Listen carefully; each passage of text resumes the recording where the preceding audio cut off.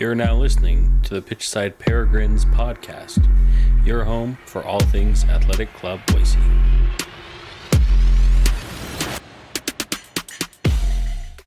All right, everybody. Before we get into today's episode, quick shout out to KJO Insurance, the first sponsor of the Pitchside Peregrines podcast. Look, insurance premiums suck, but your coverage doesn't have to.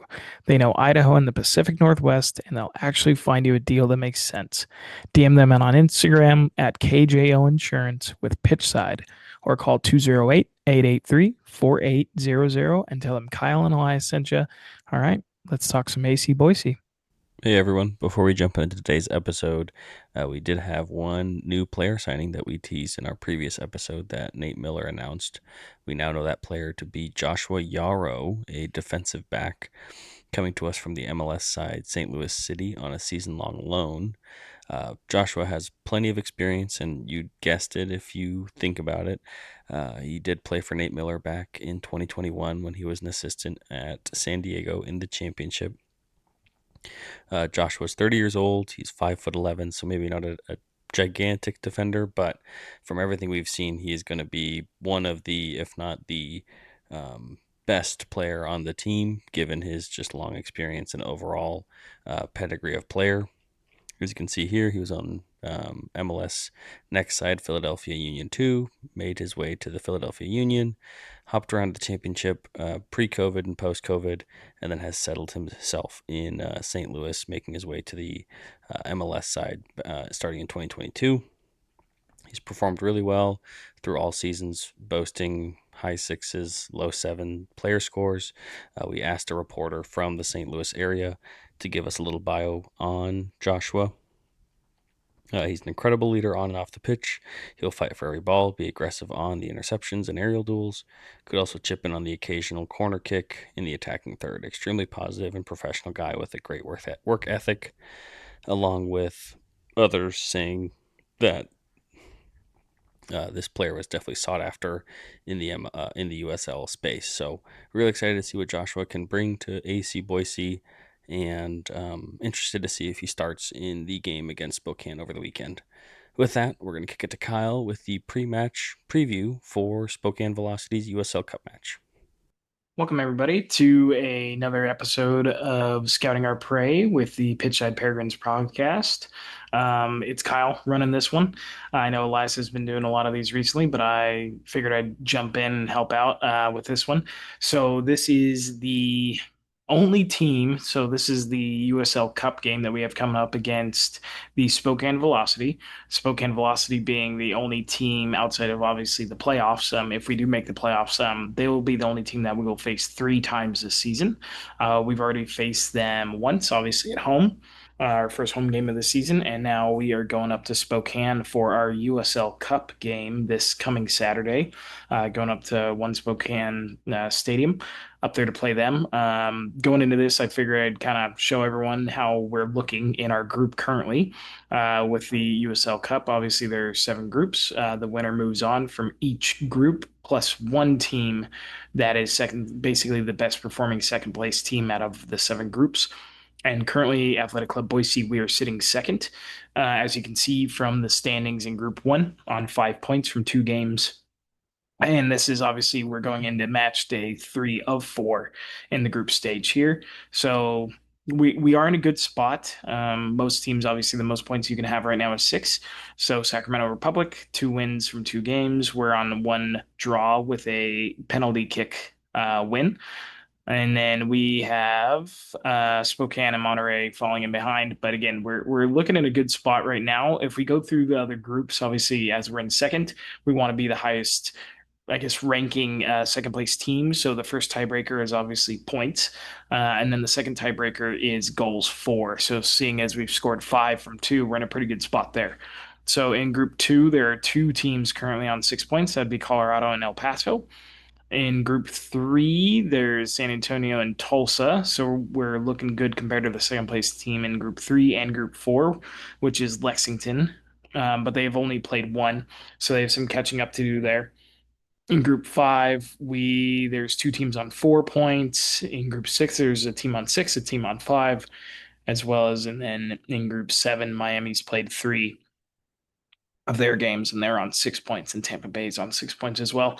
So we're right there. We're in a good spot when it comes to our points for we're just our points. Sorry, we're in a good spot when it comes to our points in our group. So going up to Spokane and getting a good result is really important, seeing as, I want to get out of there with at least two, given the opportunity that we can get to, obviously, with the penalties. So going up to Spokane and getting 2 points would be a pretty good result for us.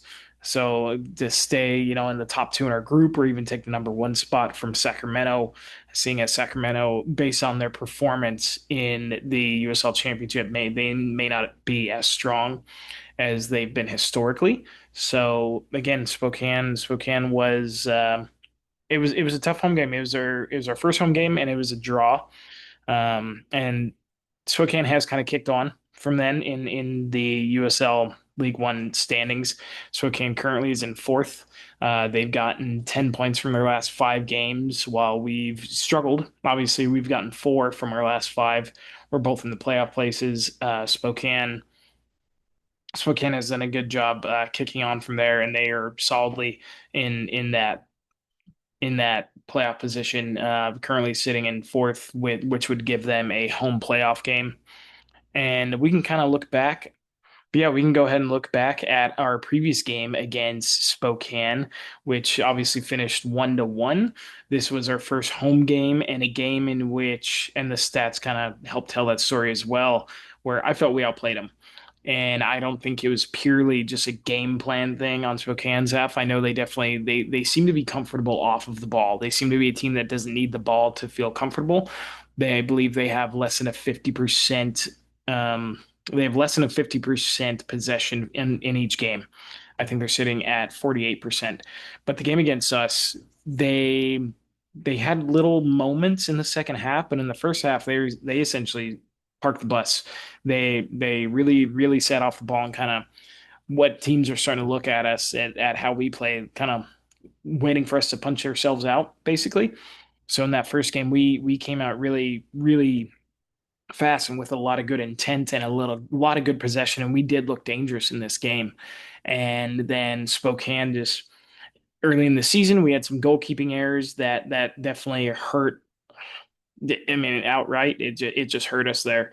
So they came out, they got a goalkeeping error that led to their goal, and then they really sat back after that. You can kind of look at this attacking momentum chart on the left side of the screen, and yeah, they had the opportunity just to sit back, and they did park the bus on us, but overall, I actually think we played really well in this game.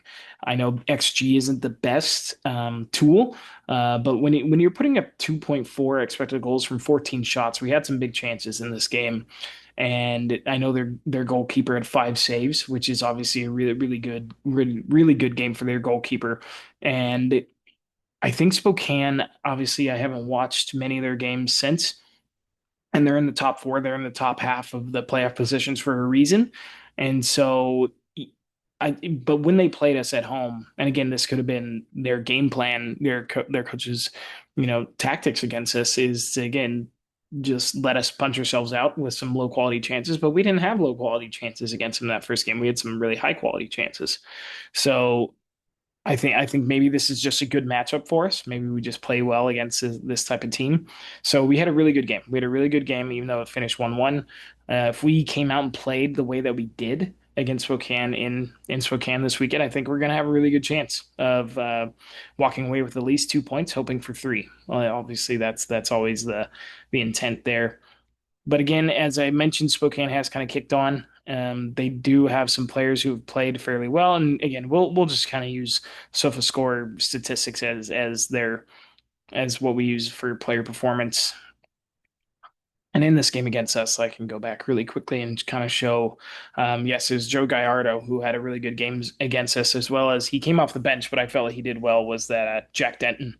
And those two guys have kicked on and had good seasons so far, with Jack Denton coming in with a 7.2 SofaScore rating in League One, and Joe Gallardo is coming in with a 7.04. So they do have some players who have been playing pretty well. Um, we have a couple of players. leading goal scorer on three, which isn't a ton, but they looks like they have a lot of people contributing. Look at all the people who have scored at least one. Jack Denton, Medji Alexander, Joe Gallardo, his one goal of the season came against Boise. Um, yeah, so they have some players who have performed well. Their form table has been good. Not a good result against Portland. I believe Portland came out to so this was away. So this is their most recent game in USL League One, and they did lose to Portland Hearts of Pine. And Portland may not be as strong as they have been in recent years. Yeah, let's look at the form table there. So they're coming in on 8 points from their last 15 available, so not terrible by Portland. Um, Real talk. You're already paying for insurance. Question is, are you overpaying? KJO Insurance covers Idaho and the Pacific Northwest, and they'll shop around to get you the best coverage for less. As you can see on their website, they have plenty of options for coverage. So please DM at KJO Insurance on Instagram with keyword pitchside or call 208 833 4800 and tell them Elias and Kyle sent you. Now back to today's episode. Spokane, comparatively to Boise, they have played one less game than us, and this is in the league. They have played one less game than us, and they are sitting. They again they are more comfortable with having less possession than us, and this could be a game state thing. Boise over the last four games, we have taken we've fallen behind in each game, and we're on the front foot when a game is even. When a game is level, we're on the front foot and we want more possession. So the fact that we're falling behind, that's really we need to put the foot on the gas. So that leads us to game state just saying, hey, we're going to have even more of the ball. So this our ball possession might be a little bit overinflated compared to Spokane, and they're falling in right at about 50%. But defensively, they do seem more comfortable. They play in a 4-2-3-1, two dedicated central defensive midfielders, and I think that they just sit in their defensive shape a little bit better. Maybe not as bad against as how they played against us, because in that game against us, they what was that possession? I believe it was about 60-40 or more. Yeah, so it was 68. So Boise's on the left in the green. So we had almost 70% possession against Spokane. And I don't necessarily see that happening in Spokane. And but I still think Boise will sit around 55% possession again, just because of the way we want to play, and also, but it also kind of feeds into how Spokane maybe wants to play a little bit because they are comfortable in their defensive shape. And again, you can kind of look at this comparison that I had pulled up. If I can find the correct one, they are just more active on the defensive side of the ball, and that comes down to how they play. But again, it's what they're comfortable with. They are conceding less goals per game than Boise, coming in at 1.1 compared to our 1.4. And you can just kind of see across the chart here that they defensively are just much more active, and how skewed that is across the board, compared to, again, Boise falling behind in the last four games may skew our game state a little bit to so where we are, really contributing to higher possession. Um, Defensively, we're not going to have, if obviously the more we have the ball, we're not going to have as many defensive actions per game. So it'll be interesting. It'll be interesting to see how we set up. Spokane, we like to, take a look at, see where they play and different things. So Spokane, they do have Google Earth isn't updated yet, but they do have the nice One Spokane Stadium. Not necessarily, I've never actually been to downtown Spokane. I've kind of driven around, but never in this part of town. So I don't know if this is considered downtown, but they have the stadium kind of in the central area of the city, which is nice. It's a 5,000 capacity. It is it's a newer stadium. I believe it opened a couple of years ago. Yes, it opened in 2023, so it is a pretty new stadium with 5,000 capacity. But the one part that I'm disappointed, and I'm sure maybe Velocity fans would be disappointed, is their average attendance. So Spokane is actually sitting bottom half of the table when it comes to attendance at under 2,000 per game, which I know that they're a few years out after them being introduced, I believe in 2023, but at least from my point of view, that seems to be a pretty disappointing number. So I know that they are trying to fill this stadium. They're trying to push the River City rivalry, which I know some supporters have already, they've had some discussions about, this feels a little bit forced. I don't mind it. River City Rivalry, I think it's going to grow on me. I think it's an okay name, but I know there's going to be a lot of opinions about that. I know a lot of people say it has to happen organically, which is fair. In conversation with someone from Spokane, I had mentioned the rivalry game that we have now with Wazoo, with Washington State in college football between Boise State and Washington State. And just because we share the Snake River, it became the Snake River Shootout, which just works. It just works really well. So we'll see if River City rivalry sticks. Um, I know there's going to be a lot of strong opinions on that. I know it seems like Spokane is pushing this rivalry a lot more than Boise is in all of their social media, which I know the River Guard bombarded with their own comments. I know that we were commenting about the rivalry name, but I mean they're really pushing this, and it is tough. It is tough. Obviously, they are our closest geographic rival, but it's still a long ways away. So it's still a really good drive. So it's as close as we can get. I think I called it a derby, which you know it's not the most correct thing per se. Derbies, you're supposed to be in the same city. Rivalry, I think they're fairly interchangeable. Someone's probably going to hate that I said that, but that is okay. Spokane Stadium again. This is a 2-year-old stadium, and it is nice. It is nice. Looks like they use it for multi-purpose, so they have some football games, maybe high school going on there. But the attendance that is disappointing. So we'll see how well they do bringing in folks for this game. I know quite a few Spokane fans had some things to say about Boise Stadium. When they were here about the shipping containers, and I get it, you guys have the nice 100% complete stadium there, but if they have performance wise, Spokane has done really well on the pitch. So it'll be interesting to see. It's like, oh yeah, that's great. You guys have your nice finished stadium. How much can you expand this if you guys want to, move up to the championship, move up to the USL Premier? What does that look like? Because obviously your performance on the pitch has been great, ever since you've entered the league. But given your limited stadium capacity and your attendance, quite frankly, it's not been great. So I don't know if it is something that how limiting that's going to be for them. So I feel like those Spokane fans that have been pretty vocal in different mediums, talking to Boise fans, if they have much to talk about, I get it. You guys have done well, but fill your stadium.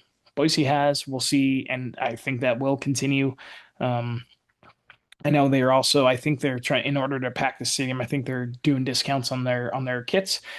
It's an okay kit. Capelli, or yeah, I think it's Capelli is their kit manufacturer. Maybe doesn't have the bespoke or sell their sale quality, I guess, on their kits. It's not quite as polished as Hummel, so maybe they're not selling as many kits as they would like. So yeah, they're trying to do their best to fill this stadium. We'll see how well they do, and kind of go from there. But again, Spokane, we shall see how things go on the pitch. Again, Boise, I felt like was a better performer earlier this season, and but again, Spokane has been able to kind of kick on in the league. They did lose, I believe they'd guess. So they did lose to Sacramento earlier in the USL Cup. Um, so they're not, obviously they want to win for the rivalry's sake, but it may not be their highest priority, given that they are already kind of on the back foot when it comes to being able to progress out of this group with Sacramento already on 6. Given Spokane wins this game, they're going to be on 6, and then Sacramento Republic, if they lose to whoever they're playing, which would be Monterey Bay, which Monterey Bay is doing better. I think they won another game recently in the league, so they're moving up the table a little bit. So we'll see. We'll see. Obviously, if they don't get a point from this game, that will definitely be the nail in the coffin for them progressing out of this competition and out of this group. So again, this is something we're gonna want to see Athletic Club Boise get minimum a point if we have any hope of progressing. We're gonna need at least a point. Two, two is a really good result from this, and obviously we always want 3. It'll be really interesting to see how the team shapes up. Obviously, we're not in great form. It's been a bit of a rough go. as Elias and I talked about in the last episode with our recent performance with the losses to Fort Wayne and Sarasota. But again, we showed some good determination, really good determination against Richmond Kickers. We got hit in the mouth and we responded well. So it would be nice to see us take the lead in the game and not go down and have to climb our way back into a game. So hopefully we can start off on the front foot in this game, go up to our rivals stadium, which we'll see. It would be cool to see it filled out at full 5,000 capacity. But I don't think they've done that yet this season. So we'll see what their marketing team and sales are able to do. But it'll be good to get one over on them. It'll be interesting to see what the lineup looks like. Obviously, we've had some defensive difficulties with the absence of Jake Dengler, and there's been no indication he'll be returning from his injury yet, which is a broken scapula, I believe. Um, yeah, it's a broken scapula, which is 6 to 12 weeks. So we'll see when he's able to return. So I do foresee kind of a similar lineup of the back three of Jacob Kroll's automatic. I think Jonathan Ricketts is automatic, and then it's who's going to slot in, whether it's going to be Musa Inya or Hayden Sargis. So that'll be interesting. Dominic Gasso and Charlie, are they hurt or are they still injured? Obviously, if they are still injured, then I anticipate it being a lineup of Philip and Musa, and then the front three or the attacking midfielder and the two strikers. Yeah, Dennis is automatic, and Toomey, I would anticipate Toomey, and then pick your poison from the four others, whether that's going to be Luan or Thomas or Omar. It'll be interesting. So far, Nate Miller has decided to go with Luan or Thomas. Obviously, we were excited to see Joe Hansen start last game, and we're surprised to see him slot in as a wingback, or just as a winger. Really, he wasn't tracking back as much. So yeah, the lineup could be really interesting. I Blake had a really good game in midfield, but obviously I think his strongest position would be at wingback. So it'll be interesting for sure. And at the end of the day, it's still important to try and get out of Spokane with as many points as possible. So hoping for a Boise win. Obviously, I think we have the talent to do it. We showed that in our first game against them in Boise. So I'm expecting a good result. And if we can get out of there with all 3 points, then it's obviously a really good day. And that'll put us in a really good position to advance out of our group, either as a first place team, depending on how Sacramento does, or as the highest performing second place team. So yeah, really, really excited to see how things go. Thank you all for watching. This has been a pretty short episode of Scattering Our Prey, and we'll have another match against Spokane later this season, where we hope to talk to some folks up there in Spokane for that following episode. And again, thank you everyone for watching, and we will see you all next time. Thank you.